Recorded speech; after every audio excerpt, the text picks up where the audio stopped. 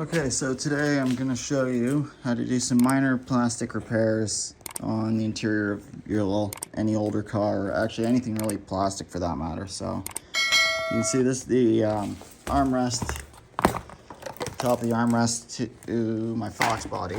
You can see there's a nasty crack all the way down, comes over there, it's all the way down here. I've already done some plastic repair on the car.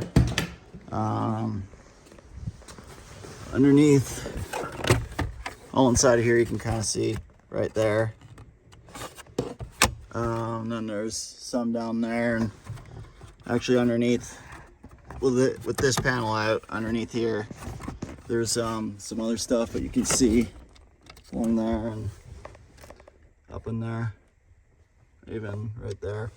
So I would say this is more for minor stuff that you can keep hidden.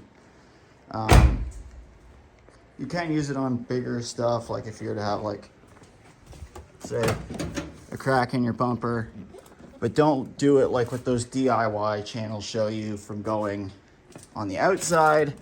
Make sure that if you're going to do a plastic repair, do it from the inside.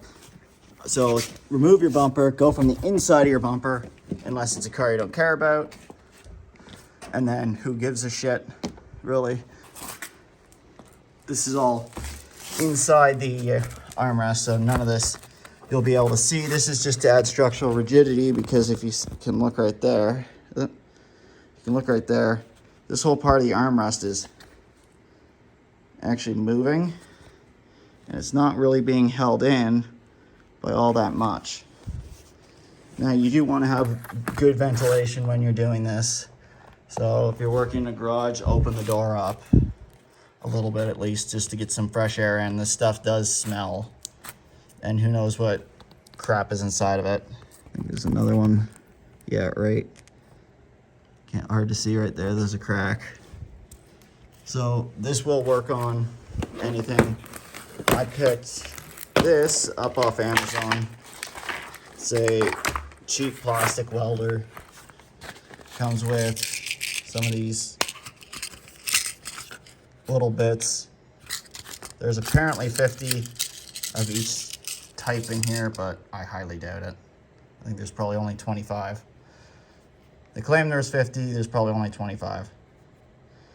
But stuff like this, you take this and you'll melt it. You'll put it in here, heat it up till it's glowing red, and then melt it into the plastic like that, and then cut the tail of it off. It really does work really damn good. These are the two that I recommend using the most of. This one's got a slight little wave to it. It's good for going into like smaller areas or something. Like you can even go in, if I had to explain, like you can even do it like half if you want, like that, and then just cut the rest of the tail off the other side, and then that part of the tail off. So you can go like that.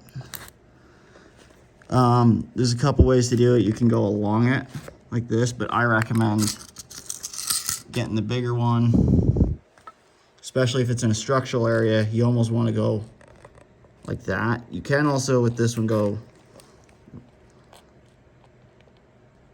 like that too. So to make it so it doesn't pop up anymore, you're gonna have to push it down, and then you'll melt it in. And then on top of that, I recommend, where is it? Over here. Some type of super glue. This is just what I bought. I normally recommend crazy glue. Honestly, I probably still say crazy glue is better than this. I just gave it a shot because it was a bigger bottle, and yeah. Not as much of a fan because this is brush on.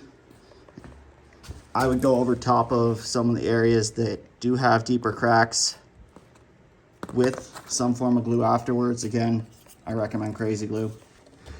If you had the dash out, I would use it on the back side here, but never on the front side, unless you're willing to body work all of this and body work all those grooves in.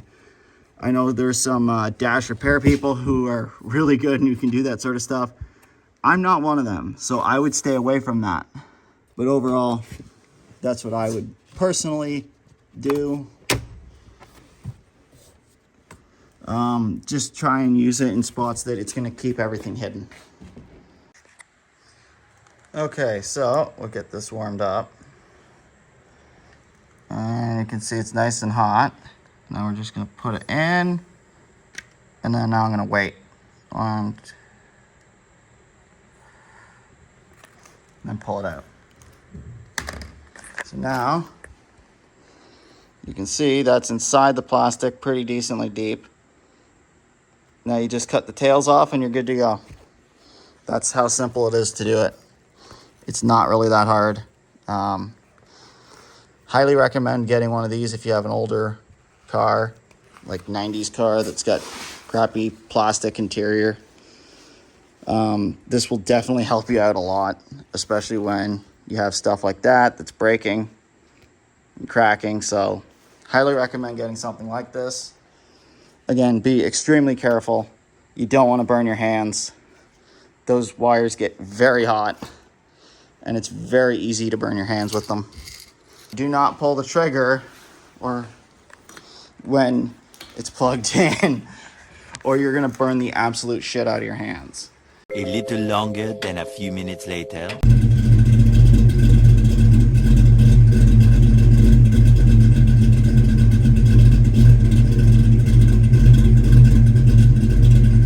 Okay, just a test on the launch control.